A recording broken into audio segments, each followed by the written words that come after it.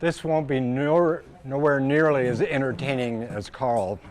Thank you, Carl. I enjoyed that muchly. Learned a lot.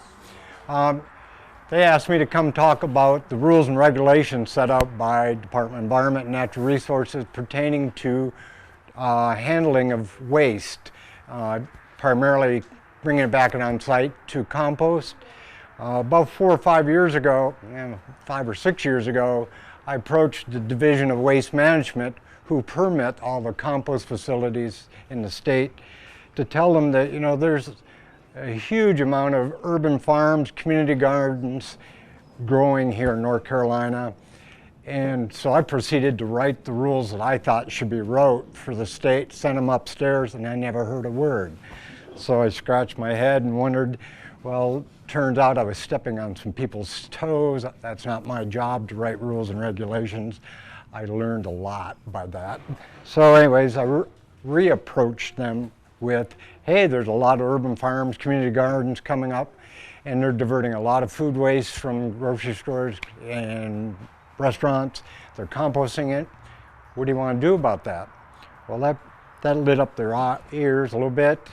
So I work with CFSS, CFSA, Carolina Farm Stewardship Association, Extension, and we sent out a survey throughout the state to find out how many community gardens were established in North Carolina and urban farms. And the numbers came back way over 300 throughout the state. And a lot of them were bringing in food waste and manures from off-site. So when I fed them all the survey information, Division of Waste Management thought, wow, maybe we should think about how we can keep tabs on that. And their job is to reduce environmental pathogens, human health and environmental health. So they don't want pathogens being distributed across the state. So so they did a lot of, we did lots of months and months of meetings and figuring out what threshold they would allow community gardens, urban farmers to be able to bring those materials on site without being regulated or permitted. So I'm going to back up a little bit. First of all, in the 1400 rules that they have, the 1400 is the number 1400 rule in the solid waste. I brought a few copies of some of the links to all that information. But anyways, in the rule for handling organic waste, manures, and nitrogenous materials, if you are composting in North Carolina, there's four types of compost facilities that are permitted. Type 1 is a yard waste facility that handles leaves, grass clippings, and brush. Type 2 handles those materials plus green waste, prep waste, garden waste, things of that nature. Type 3 included all of that. Also post-consumer food waste and manures. And then type 4 include all of those and biosolids. So, you know, community gardens, urban farms were bringing in food waste and manure on site. In reality, they were supposed to be permitted under the 1400 rule. The only exemption they had wrote in those rules were if you were a backyard composter, you didn't have to be permitted, or if you were at a school for an educational purposes, you could divert food waste and compost on the school property without a permit. Everyone else was supposed to be go through the process of going through a permit. So after the survey was looked at and they realized that there's absolutely no way in God's green earth that they were going to be able to manage, monitor, have somebody go look at or even think about monitoring 300 or 400 small individual community gardens, urban farms. So in order for them to wash their hands of that, they came up with the guidelines, and I've outlined them on the sheet. I'm sorry I only brought a handful. I didn't know how many people were going to be here. what I will do is send this off.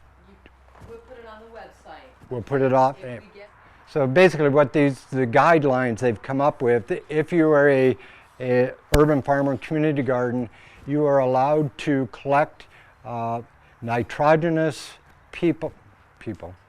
nitrogenous material, bringing it in to up to 1 cubic yard of nitrogenous material on site per week. And that 1 cubic yard of nitrogenous material is about 1,000 pounds. So there's not a lot of people that are going to be handling that.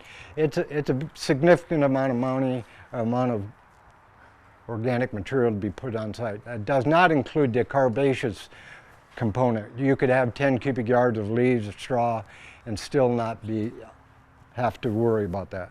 So that opened it up. A lot of you, most of you are not going to be bringing in over 1,000 pounds of nitrogenous material on site per week.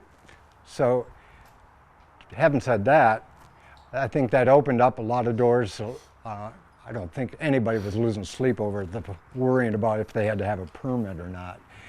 But there is quite a few places out there that are beyond that threshold, and they're probably operating under the radar.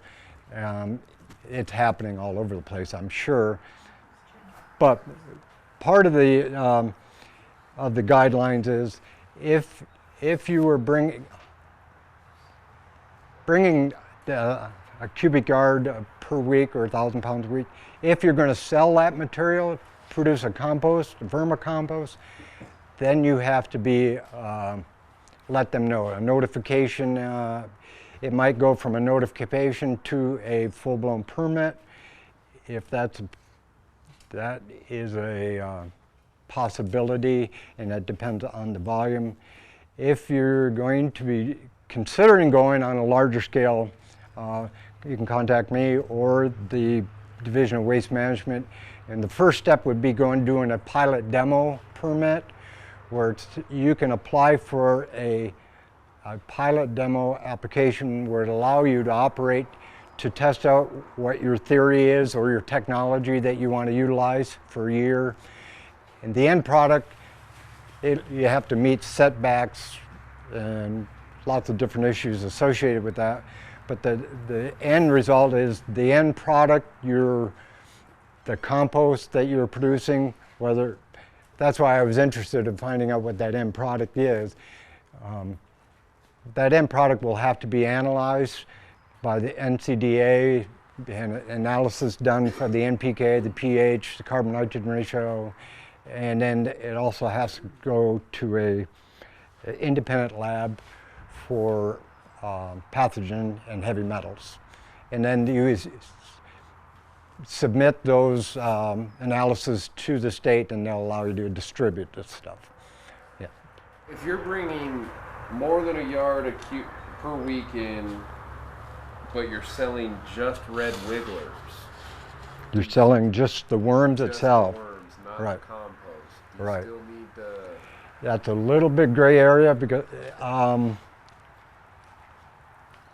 if you're handling waste, there's still that component. You might have to get Division of Waste Management to clarify that. And because I was going to mention something in a minute, but that is a good question. That's kind of a gray area. If you're selling just the worms, that's a whole different thing. And even with if you were trying to create the larvae, are you just selling the larvae? Waste Management wouldn't have anything to do with that. So that would be Department of Ag. If it's a veterinarian's office, handles animal feed, so I don't know, you would have to go through that. It was actually covered in South Carolina that they don't have any way, as far as I was concerned, insects are a contaminant in animal feed. Right. So we've got a whole new level of lobbying to do on that one. I know. NCDA scratching her head, and Division of Waste Management is scratching her head on that issue about what if they were going to sell just the compost or the worms. The other thing, it just came up recently, there's a lot of farms composting their manure, and the Waste Management does not handle permitting under composting of manure. But if you were to bring in food waste on to add with your food, with the manure, they still don't touch it until it gets above 50%. If it's 51% food waste with that manure, then waste management permits the whole facility. If you stay below that, 49% food waste, it's still under the Division of Water Resources. Well, through their agronomics or their on-farm permitting, Department of Ag. So you're basically regulating the volume of potential contaminants and then monitoring the amounts and regulating those for commercial purposes. That's what it sounds like. Private use and amounts below a certain point are not looked at. Yeah, well, part of the guidelines is we encourage somebody on site at the urban farm community garden have a qualified somebody on site that has an idea of how to maintain a compost pile so that you're not distributing pathogens, that time and temperature is critical, you're not cross-contaminating, taking, so that there's no real rules and regulation, it's just a guideline. And the other caveat to that is you have 3 strikes and you're out. If you've got neighbors complaining of odor issues, you got leachate running down the curb, rodents, odors, things like that. The first criteria too that I forgot, it all has to hinge on local zoning requirements. If the local zoning says you can't do any of this stuff, you do it anyways. The Division of Waste Management will say, well, the health department will close you down first. But so there's these little components that can help close a place down that's not doing it correctly. So the first being zoning requirements, they want to make sure that people are doing it right. And then if there's 3 strikes, they start getting notice of violations. They can be shut down because of that. Yeah. How does this affect property that's zoned rural agricultural, sexual, and operating farms? Do you have any jurisdiction over that? No. In fact, right away, you're already past that hurdle. But waste management, if you're handling a waste, you start getting above that 1 cubic yard a week threshold, then they want to know who you are, what you're doing. Depending on how much you're doing and what your process is, they may want to go from a notification site to a full permit. Starts getting ugly. So any farm can do this too. It's not just urban farms, it's any farm. I'm sorry? It's not just urban farms, it's any farm can bring in up to a cubic yard. And Right, yeah. Well, and I started to talk about this little gray area, just blipped. There's a farmer I've been working with in the last few weeks. He's hauling horse manure, 20, 30 cubic yards of horse manure off-site to his place, composting it, wants to bag it and sell it. Waste Management says, well, we don't manage manure composting. So I go to water, I had a big meeting with water quality, and they said, well, if it's leaving the farm, we don't manage it either. So all of a sudden there's this guy doing something that nobody manages. Unfortunately, I opened a can of worms, so now those guys are talking to them, so now they're gonna try to figure out who's gonna be the guy watching over a small scale manure management facilities, not causing a huge impact, but it opened a couple can of worms, and now all of a sudden 2 divisions are starting to talk together. Unheard of. With the amounts that you want to have oversight on, is that an amount for a property or an amount for a company? Per site. Per site. Per site. So you can have, do you know how far apart these sites have to be? Acres, miles? It'd be individual, it has to be per site. You set up dummy sites and that could figure it out eventually. Now, it depends on how big, I'm talking small scale urban farm, community garden, small scale. You still have to meet setbacks due to the local zoning requirements, and then you still have to have the setbacks from wells, surface waters. If they want to, they can push the residential borderline, property line issue. There's lots of issues that can constrain what you're doing. A lot of people in the neighborhood will turn their back and let it happen. More about the waste that is produced or brought to on specific land. It's the land they're worried about more. Well, Maintaining the land integrity. well, the water quality, and then also the vector attraction. They start getting rodents, odors. You got leachate running down in the drainage ditch. Red flags are coming out. Okay. The quickest thing that'll shut you down is your neighbors. Oh yeah. If you're smelly or creating flies Right. or rats, they'll complain and there'll be a way to shut you down. Yeah, people will. I think it depends on what you're doing. Pardon? I think it depends on what you're doing. I'm in the #1 dairy county in the state, and they're all liquid manure all over the place. No, that's true too, yeah. They're not shutting them down. Right, They're no. never shutting them down. They've been doing it forever and nobody's gonna stop them. Well, they make money. Yeah. So That's true. Chicken houses, they're not shutting Oh, them look down. at the hog industry. They're You're not cesspools. shutting No, the stuff we wanna do will get you shut down. Absolutely. Absolutely. Right. So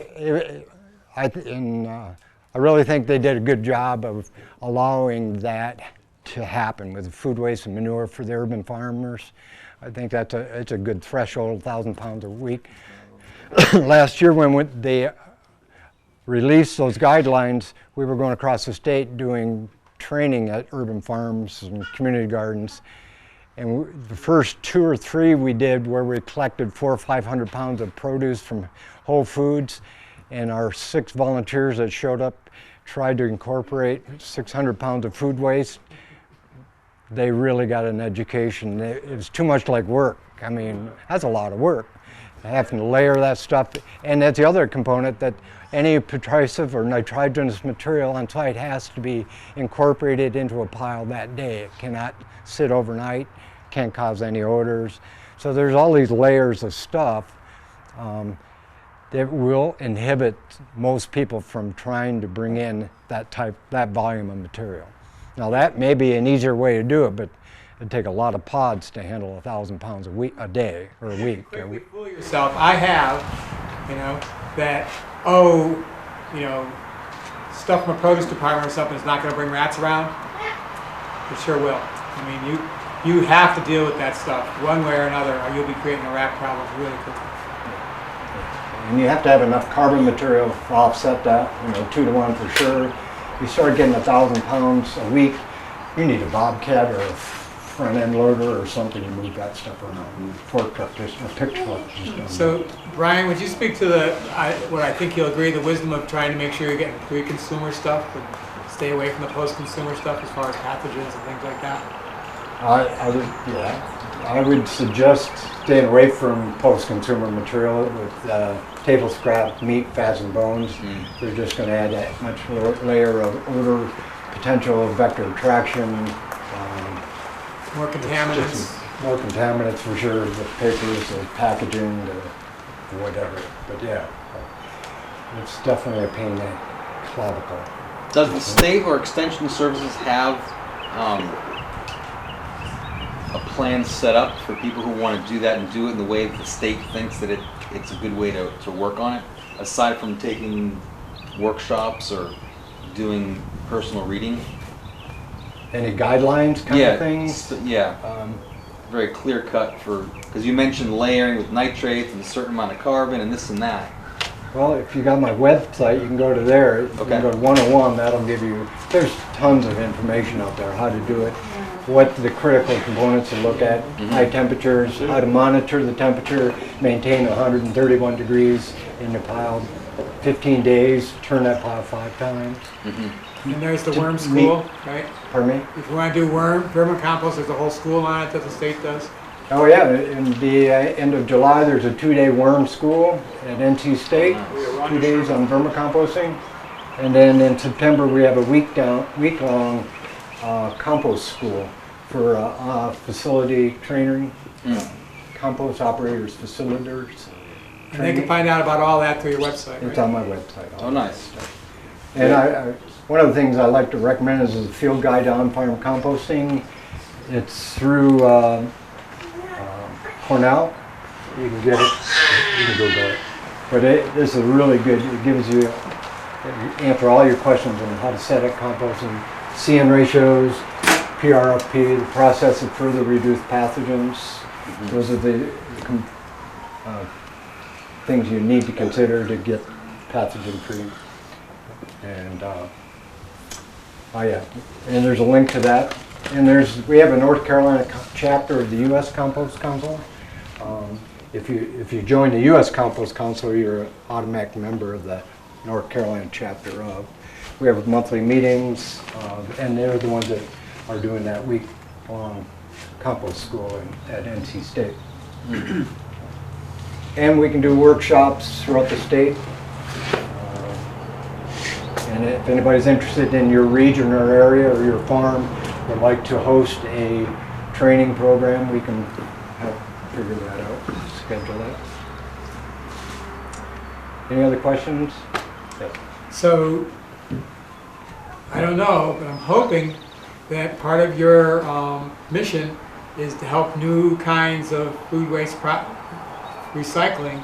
And so, do you have any ideas on what the next approach is going to be as far as getting the regulations changed so that we can start using this as feed and people can actually be doing this and producing it as feed and selling it to other people? As far as diverting it from landfill? Well, yeah, we'll be diverting it from landfill, and we run into a stone wall as far as, you can feed it to your own chickens, they can't do anything about it, but if you try and sell it to somebody else, it's not legal chicken food, even though it's ideal chicken food, because as far as they're concerned, any insect is contamination. So where do we go? How do we start to get the powers that be to address that? Department of Ag is the one that's going to be involved with that as far as the feed issue, as the larvae feed. Same with the worms. I primarily deal with on the front end, helping the generators find a home for their organic matter where it can go, find a hauler that will do it, and then at the other end, finding people will use the end product and make sure that everybody's aware of what is good quality compost and what's went into it and how was it processed and what's the end result and how do I use it once that's there. I've never dealt with that part of it, but I think the Department of Ag wants to do it. Brian, it's going to take federal legislation changes in order to allow insects to be a component of feed. Right now, the regulations are such that it's not allowed federally to sell it. But as the pressures change globally when it comes to pelagic fish and other sources of protein as they exist today, and they become so expensive for users, the legislation will probably be adapted to allow protein from insects to be commodified and utilized, but it's going to require USDA and FDA changes and approval. I'm hoping 1 or 2 states will be pilots, that they allow an exemption. I'm assuming Hawaii will probably be one of them because of the enormous expense of feed there, because everything has to be imported. But it's going to take legislative changes at the federal level. You will not be able to sell this as an animal feed until that happens. You can use it on site for your own animals, but to sell it is an entirely different thing. You can do it like milk, sell it for something else. Barter? How do they do mealy worms? Let's say do raw milk. Snacks. It's not for human consumption. Treats. They market mealy worms as... Remember, stevia was not a sweetener for how long? It was a supplement. That's right. But yet we all know stevia is a sweetener. Right. See? It's a snack. It's a treat. It's not feed. Illegalo, when it comes to labeling, I don't control it, but there's always a workaround, I'm sure. Well, bird Eventually- food, wild bird food. Right, somebody eventually is going to figure it out. Right? I don't know what the solution is, but yeah, wild bird food, exactly. So that is Fish a bait. regulatory issue. Yeah, bait. Fish bait, wild bird food. I think we're on the right track here. Eat the bag. And it's biodiesel too. You can make biodiesel out of it. It is. Actually, if you look at the financials for using black soldier fly fat As a biodiesel, it actually pencils out. Is that more in productive than the spirulina? revenue positive column. I wonder if that's more productive than spirulina. I can't tell you that. This is secret. That's what I've been looking into. Gee, I think I can guess from that answer. They're comparable. Well, thanks for the opportunity to speak with you and learning a lot about the black soldier fly, and let me know if I can help any way at our end. Thanks, Yeah, Brian. absolutely. That's great news, too.